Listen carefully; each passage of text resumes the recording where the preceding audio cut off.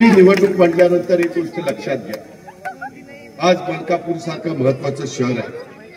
त्या मलकापूर शहरामध्ये तसं पाहिलं तर एक मोठं शहर, त्या शहराची लोकसंख्या देखील जर आपण पाहिली तर 58,000 लोकसंख्या मतदार संख्या आणि त्याच्यातलं साधारण 30,000 हिंदू आहे, 28,000 मुस्लिम आहेत. पण राष्ट्रवादी काँग्रेस पक्ष सर्व धर्म समभाव शिवशाहू फुले आंबेडकरांच्या विचारधारेने पुढे चाललेला आहे. आपल्याला सर्वांच्या मध्ये लाडक्या बहिणींनाच जातीय सलोखा ठेवायचा. मी हिंदवी स्वराज्याचे संस्थापक युगपुरुष छत्रपती शिवाजी महाराजांना ज्यावेळेस वंदन करतो, आपण वंदन करतो, त्यावेळेस त्यांनी त्या काळामध्ये काय केलं? 1630 ते 1680 त्यांचा काळ होता. त्याला जवळपास 500 वर्ष, 400 पेक्षा जास्त वर्ष होऊन गेली. मित्रांनो, त्या काळात बंधू भगिनींनो, त्यांनी 18 पगड जाती 12 बलुतेदारांना बरोबर घेऊन हिंदवी स्वराज्याची स्थापना केली, रयतेचं राज्य केलं. आणि आज मात्र आपल्याला खऱ्या अर्थाने त्या गोष्टीची गरज आहे. आज माझा मागासवर्गीय, हिंदी भाषिक, मराठा, लेवा पाटील, माझा माळी समाज, माझा तेली समाज, माझा सोनार समाज, माझा धनगर समाज, इतर पण वेगवेगळा समाज, असा सगळा समाज, मग त्याच्यामध्ये मारवाडी, सिंधी, गुजराती, राजपूत, जैन, कलाल, कुणबी, देशमुख असे अनेक लोक त्या मलकापूर परिसरात राहतात. शेवटी तुम्ही या शहरामध्ये राहत असताना काय अपेक्षा असतात? आपले प्रश्न सुटावे. लोकसभेच्या निवडणुकीच्या निमित्तानं देश कोणाच्या हातामध्ये द्यायचा हा निर्णय तुम्ही घेता. विधानसभेच्या निवडणुकीच्या निमित्तानं चांद्यापासून बांद्यापर्यंत शिवशाहू फुले आंबेडकरांच्या महाराष्ट्र कुणाच्या हातात द्यायचा हा निर्णय घेता. तसंच ही नगरपालिकेची निवडणूक आहे. जिल्हा परिषद तालुका पंचायतीच्या निवडणुकीच्या निमित्तानं तुम्ही ग्रामीण भागाचा विचार करता, महानगरपालिकेच्या निवडणुकीच्या निमित्तानं मोठ्या शहरांचा विचार करता. परंतु आपल्या ज्या नगरपालिका आहे त्याचा विचार करताना काय अपेक्षा? आज आम्ही आमचे कार्याध्यक्ष प्रसाद नारायणराव जाधव यांनी या मलकापूरच्या पंचक्रोशीमध्ये सामाजिक क्षेत्र, राजकीय क्षेत्र, शैक्षणिक क्षेत्र या जडणघडणामध्ये स्वातंत्र्यपूर्व काळाच्या पासून महत्वपूर्ण योगदान दिलेलं हा जाधव परिवार आहे. त्या परिवारातनं आमचे प्रसाद नारायणराव जाधव हे उच्च शिक्षित आहेत. विकसनशील दृष्टिकोन हा आमच्या प्रसादचा आहे. त्यांना अल्प काळामध्ये माझ्या मलकापूरच्या परिसरातल्या समस्या त्या सोडवण्याचा प्रयत्न केला आणि आपला एक वेगळा ठसा उमटवण्याचा प्रयत्न केला. त्यांचे आजोबा स्वर्गीय जगन्नाथराव जाधव हे 15 वर्ष या मलकापूर नगरीचे नगराध्यक्ष राहिलेले. त्यांचे वडील स्वर्गीय नारायणराव तात्याशेठ त्यांना म्हणायचे. 8 वर्ष कृषी उत्पन्न बाजार समितीचे सभापती आणि 2 वेळेला नगरसेवक. अशा पद्धतीनं त्यांच्या आजोबांनी, त्यांच्या वडिलांनी या शहराचं, या मार्केट कमिटीचं प्रतिनिधित्व केलेलं आहे.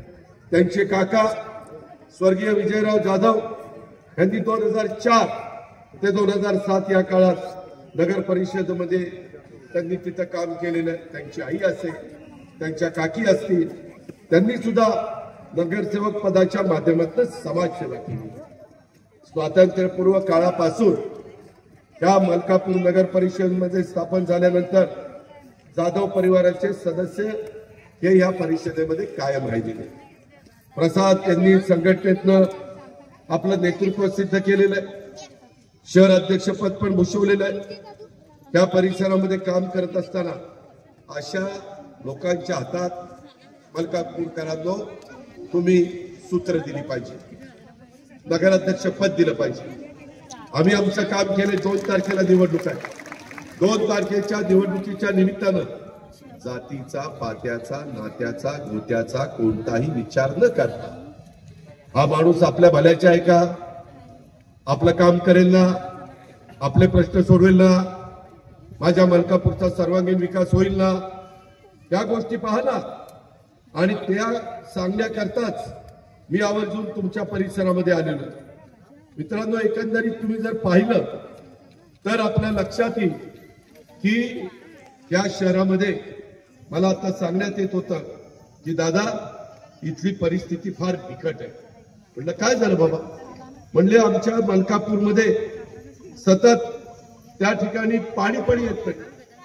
अरे मित्रांनो, बांधवांनो, लाडक्या बहिणींनो, तुमच्या उशाशी पाणी आहे आणि तुम्हाला जवळपास 15-15 दिवस पाणी मिळत नाही.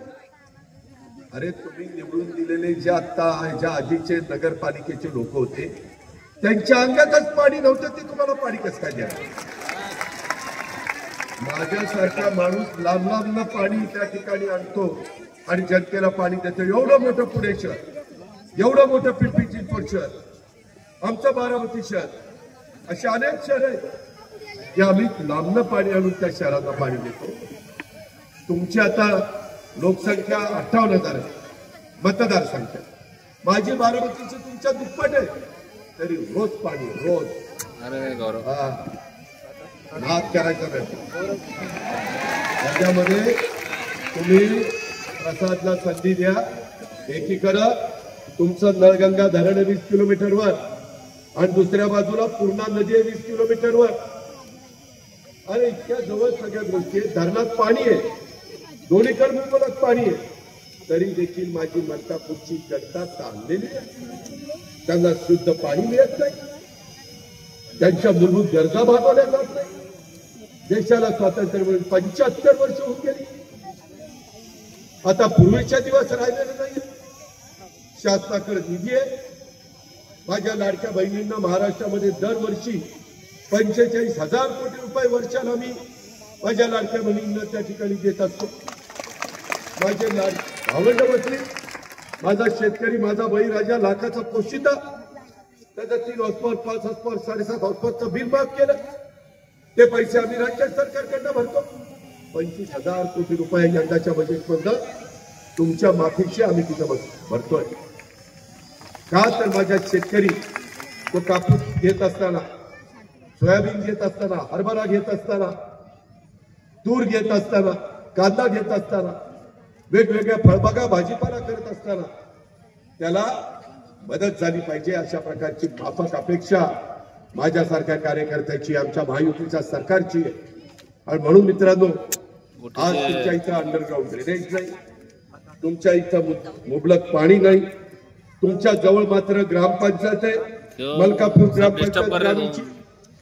तिथल्या आया बहिणींना आणि तिथल्या पुरुष मंडळींना 30 दिवसाला पाणी आणि तुम्हाला 15 दिवसाला पाणी नाही. अरे पट्टे, ही अवस्था तुमची.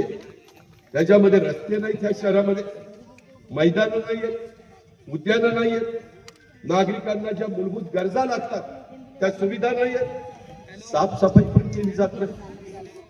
मलकापूरचे जर कोणी बारामतीमध्ये तुमचे पाहुणेरावळे असले तर तिथे या आणि काय मी बारामती केली ते बघा. झाडं लावली, सकाळी 6ला माझ्या इथं शहरात झाडलोट स्वच्छ होती. रोज शहराला पाणी आहे. तिथं चांगल्या प्रकारच्या सुविधा दिलेल्या आहेत. लाईटची व्यवस्था, रस्त्याची व्यवस्था, पाण्याची व्यवस्था, सुरक्षितेची व्यवस्था, कायदा सुव्यवस्था, शिक्षणाची व्यवस्था, आरोग्याची व्यवस्था. तिथं गोरगरिबांना आणि सर्व जाती धर्माच्या लोकांना जे गरजेच्या गोष्टी असतात त्या आम्ही तिथं देतो. मला असं वाटतं की मी माझ्या भागामध्ये देऊ शकलो. आता सुदैवाने या जिल्ह्याचं पालकमंत्रीपद देखील आमच्याच सातारचा सुपुत्र मकरंदबा पाटलाच्याकडे, तो तुमचा पालकमंत्री आहे. त्याला मी सांगेन की आबा आपल्याला या गोष्टी करायच्या. त्याच्यामध्ये उद्या प्रसादला निवडून दिलं, प्रसादची टीम तुम्ही निवडून दिली तर प्रसाद माझ्याकडे की दादा तुम्ही मलकापूरला आला होता, ही कामं तुम्ही सांगितलेली होती.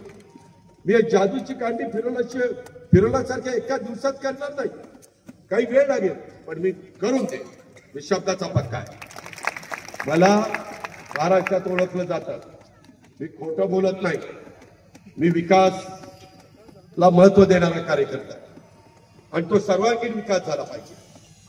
गरीबातली गरीब माझी महिला, तिलाही वाटलं पाहिजे प्रसाद माझ्याकरता काम करतोय. राष्ट्रवादी काँग्रेस पक्षाची घड्याळाची टीम ही आमच्याकरता काम करते. अशा पद्धतीनं आम्ही त्यांना कुणी चाळीच्या पोटात सगळं शिकून येत नाही. मी त्यांना वेगवेगळ्या प्रकारचं ट्रेनिंग देईल, तुम्ही काळजी करू नका. आम्ही देखील 35 वर्षापूर्वी खासदार झालो, तेव्हा काही आम्हाला सगळं कळत नव्हतं. अनुभवात आम्ही शिकून गेलो. आज प्रसादला त्याच्या घरच्यांचा राजकीय वारसा, त्यानं लहानपणापासून आजोबाचं काम, वडिलाचं काम, चुलत्याचं काम हे सगळं बघितलेलं आहे, स्वतःही अनुभवलेलं.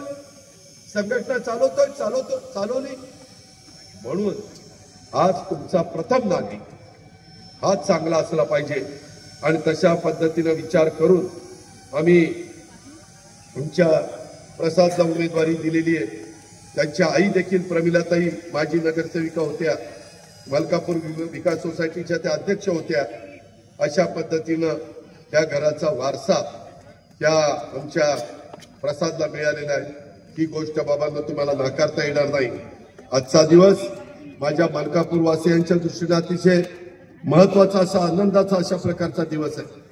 कारण विदर्भ आणि खानदेश याच्या सीमेवर असलेलं हे माझं मलकापूर ऐतिहासिक, धार्मिक आणि सांस्कृतिक दृष्ट्या समृद्ध असं मलकापूर शहर आहे.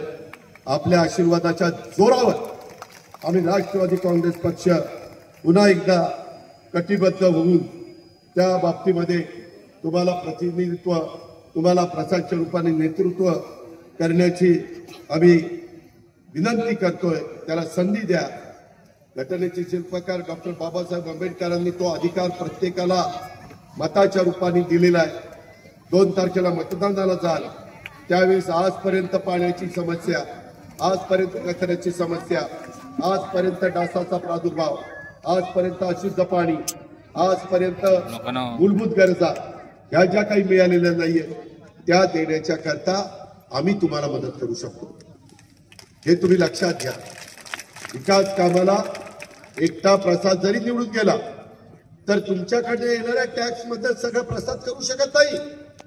त्याला केंद्राची मदत लागणार, त्याला राज्याची मदत लागणार आहे, त्याला जिल्हा वार्षिक योजना म्हणजे डीपीसी जी पालकमंत्र्यांच्या हातात असते त्याची मदत लागणार.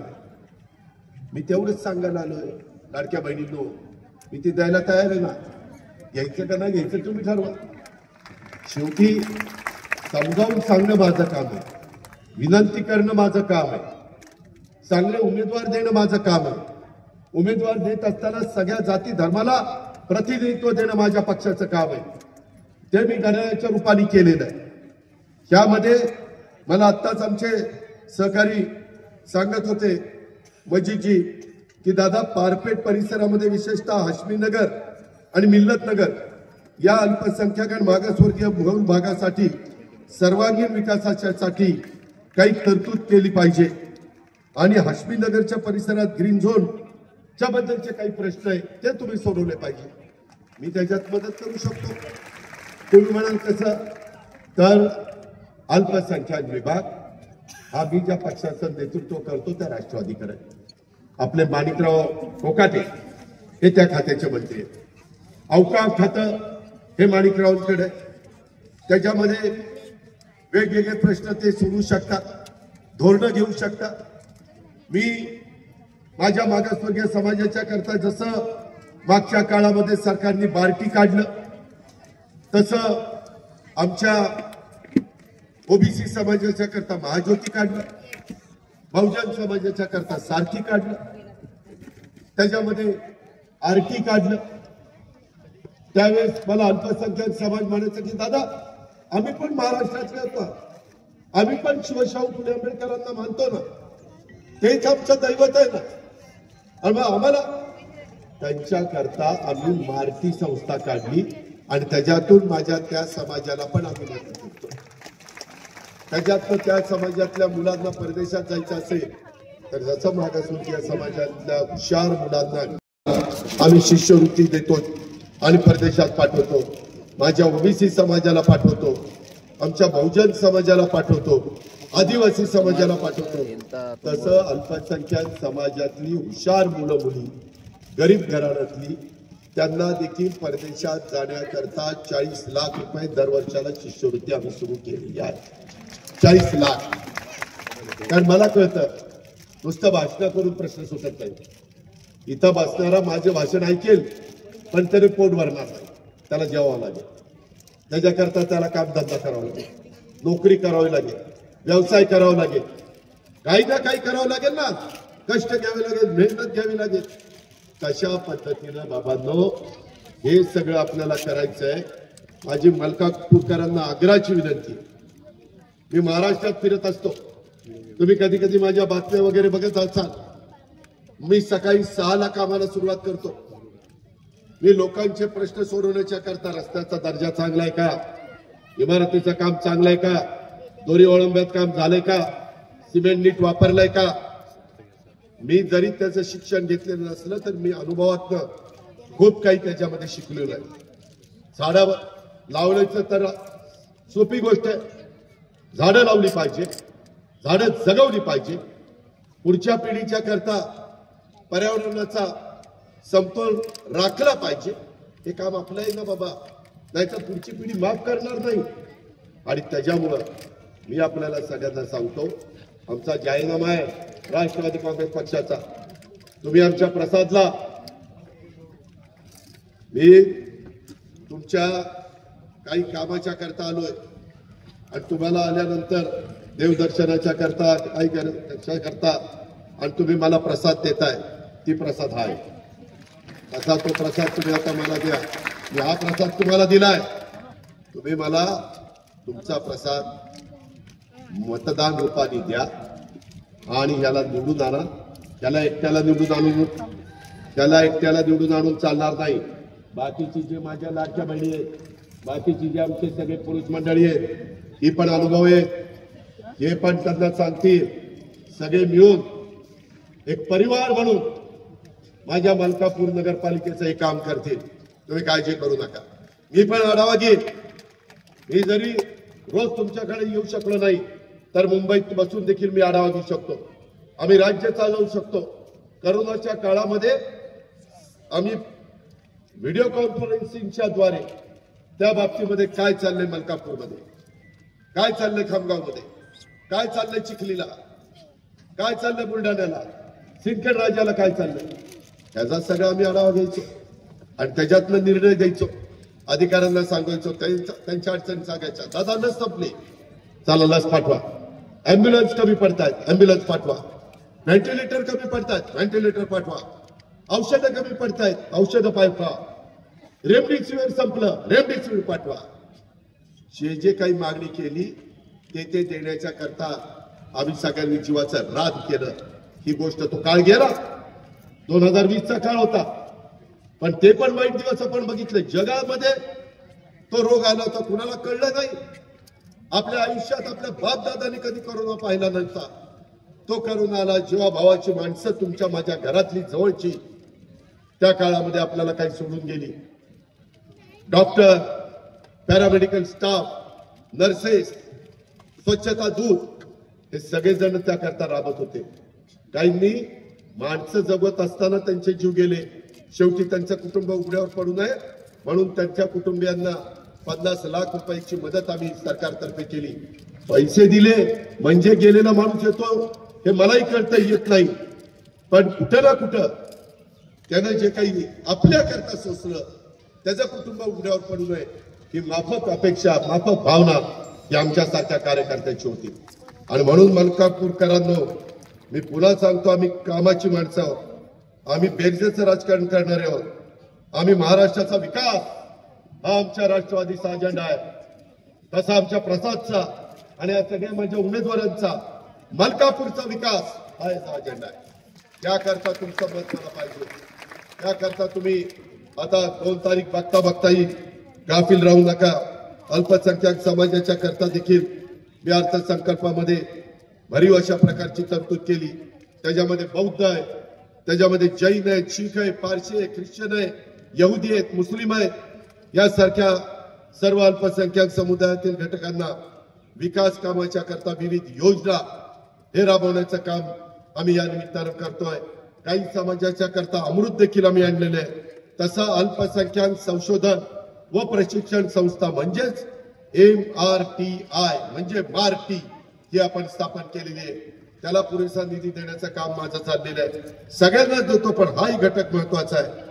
मौलाना आझाद अल्पसंख्याक आर्थिक विकास महामंडळाचा 30 कोटी रुपये अवघ शासकीय हमी होती ती 500 कोटी रुपयापर्यंत वाढवली। अशा पद्धतीने तिथेही आम्ही मदत त्या ठिकाणी केली।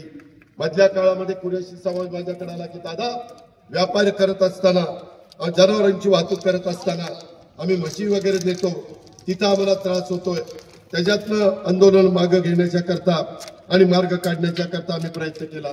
डॉक्टर झाकीर हुसेन मदरसा आधुनिकीकरण योजना, त्या अनुदानात प्रत्येक वर्षी 2 लाख मिळायचे, ते 10 लाखांपर्यंत वाढवण्यात आले। अशा पद्धतीनं आपण त्याच्यामध्ये लक्ष घातलं। हे फक्त माझ्या मुस्लिम बांधवांकरता नाही, माझ्या मागासवर्गीय समाजाच्या करता देखील आम्ही मदत करतोय। माझा आदिवासी समाज, माझा ओबीसी समाज, माझा सर्वसाधारण समाज, माझा भटका समाज, या असा शेतकरी, कष्टकरी, युवक, महिला, युवती, उद्योजक, व्यापारी, छोटे व्यवसायधारक, दिवसभर काम केल्यानंतर संध्याकाळी ज्याची चूल पेटती असा माझा साधा माणूस, त्या शेवटच्या माणसाला देखील कशी मदत करता येईल त्या पद्धतीनं आम्ही काम केलं।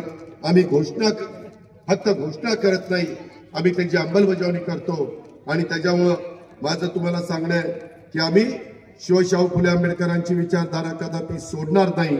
आम्ही कुठल्याही परिस्थितीमध्ये सर्व घटकांना सोबत घेऊन त्याच्यामध्ये समाजातल्या सर्व जाती, धर्म, पंथ, प्रांत, भाषा या नागरिकांना सोबत घेऊन विकासाच्या वाटेवर आम्ही पुढे चालत राहणार।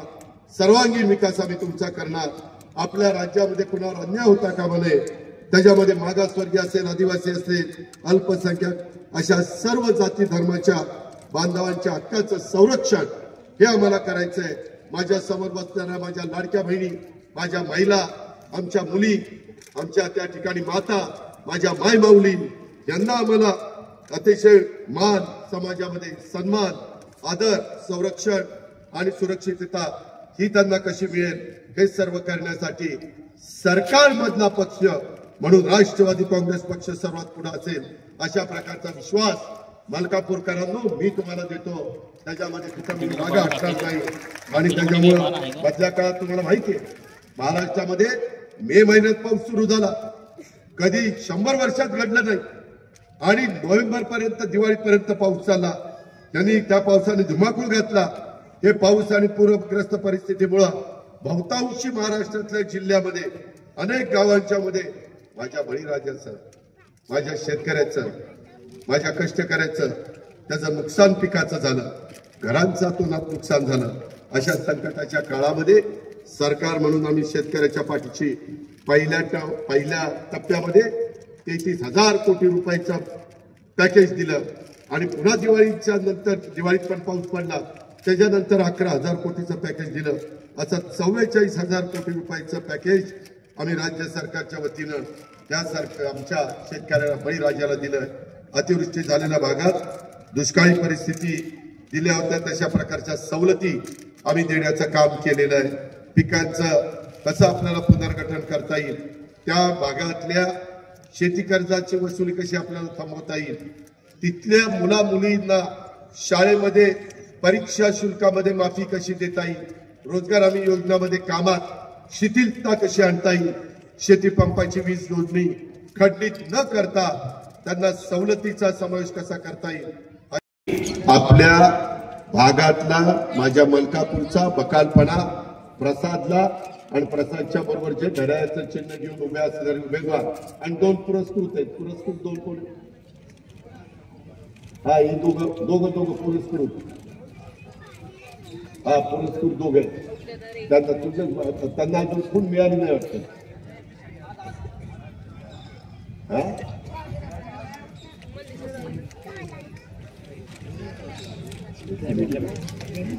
एअर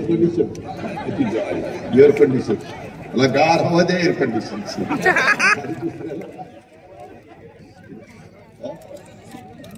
त्याला काय बरं ते सांगतील आमचे कार्यकर्ते, तुमच्या घरी येऊन सांगतील, कारण ते आमचं काम आहे तुमचा मान सन्मान ठेवणं, तुम्हाला हात जोडून विनंती करणं, तुम्हाला ते मतपत्रिका कशी येणार आहे मशीन मध्ये ते दाखवणं। परंतु तुम्हाला सगळ्यांना नगराध्यक्ष म्हणून जनतेतनं निवडून गेलेला नगराध्यक्ष, लोकनियुक्त नगराध्यक्ष, तो मात्र आमचा प्रसाद नारायणराव जाधव त्याला मात्र आणि त्याच्या जोडीला आता हे जे काही आमचे उमेदवार सगळे आम्ही उभे केलेले आहेत त्या सर्वच्या सर्व 16 घड्याळाच्या चिन्हावर 2 उमेदवार पुरस्कृत असे 18 आणि आमचा प्रसाद 19वा हे उमेदवार द्या। आम्हाला थोडंसं आम्ही काहींना बरोबर घेऊन जाण्याचा प्रयत्न केला, परंतु त्या शेवटच्या क्षणी काही अडचण आली आणि त्याच्यामुळं आम्हाला पूर्ण उमेदवार देता आले नाही। ही खंत आहे माझ्यासारख्या कार्यकर्त्याला। बाकीच्या ठिकाणी आम्ही सर्वच्या सर्व तुमच्याकडे जसे 31 उमेदवार ते 31च्या 31 आपण दिले असते, परंतु आता ती वेळ निघून गेलेली आहे। पण आता तुम्ही 19च्या 19 माझे उमेदवार निवडून दिले तर आम्ही तुम्हाला उद्याच्या काळामध्ये योजना करून रोजचे रोज पाणी तुम्हाला कसं देता येईल।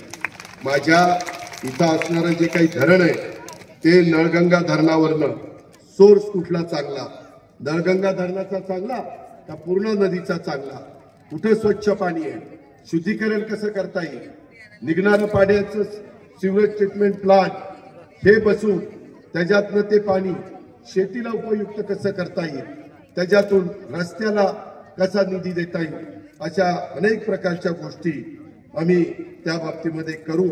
आणि प्रसाद पण एक हरहुन्नरी कार्यकर्ता आहे आणि त्यालाही वाटतं की जनतेने मला संधी दिली तर त्या संधीचं सोनं करण्याची मनापासूनची तयारी ही आमच्या प्रसाद आणि प्रसादच्या सगळ्या टीमची आहे।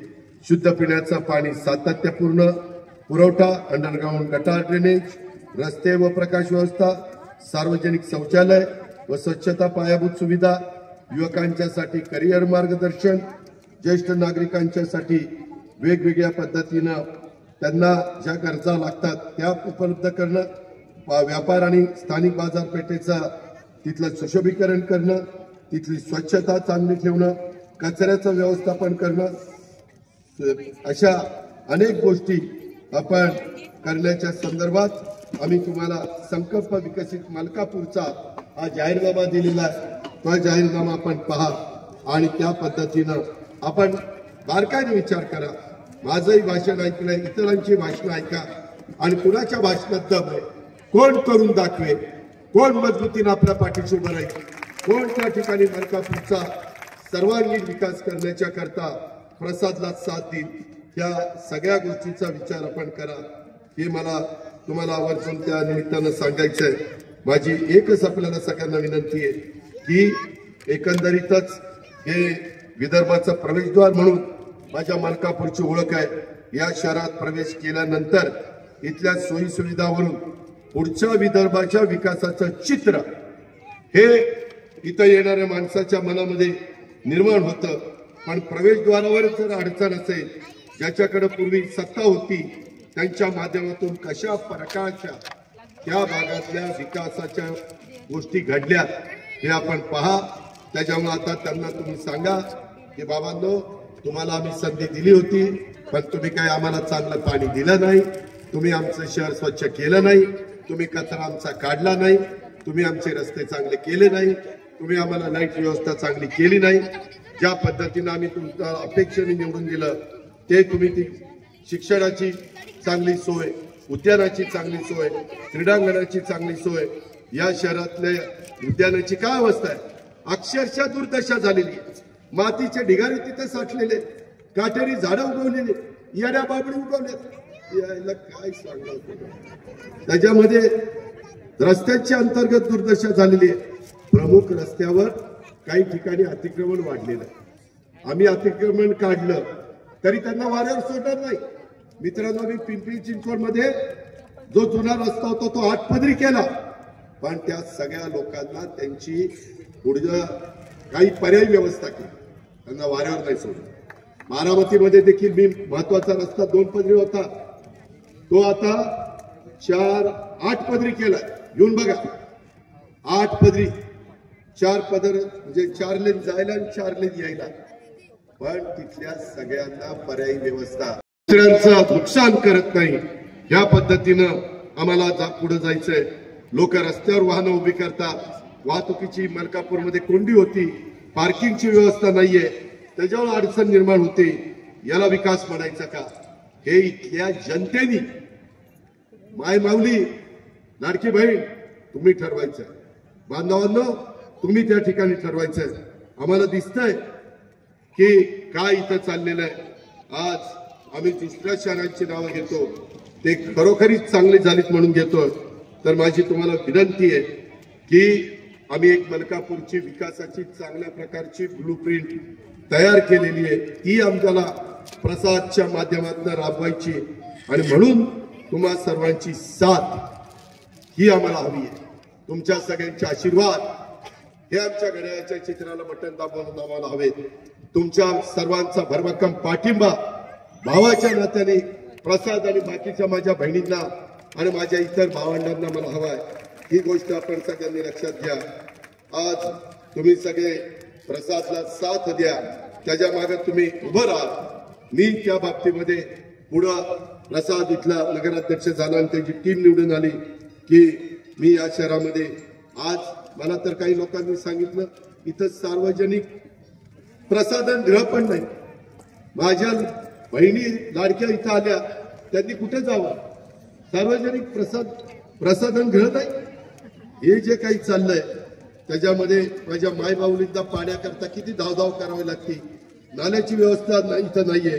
पावसाळ्यात दिवसात बिकट परिस्थिती इथं निर्माण होते आणि त्याच्यामुळे या सगळ्या गोष्टी आपल्याला दुरुस्त करायच्या. ही व्यवस्था कुणामुळे होणार आहे याचा कुठंतरी आपण विश्वास केला पाहिजे आणि त्याचा विचार केला पाहिजे, पण कुठंतरी आम्हाला त्या ठिकाणी संधी दिली पाहिजे, हे मला तुम्हाला सांगायचं आहे. एकंदरीत त्याचा सगळा परिसर कापसाच्या बाबतीमध्ये हा मोठा एक महत्वाचा परिसर, खामगाव असेल, मलकापूर असेल, हे त्या ठिकाणी ओळखलं जातं. त्यांच्याही काही प्रश्न मला सांगितलेले आहेत.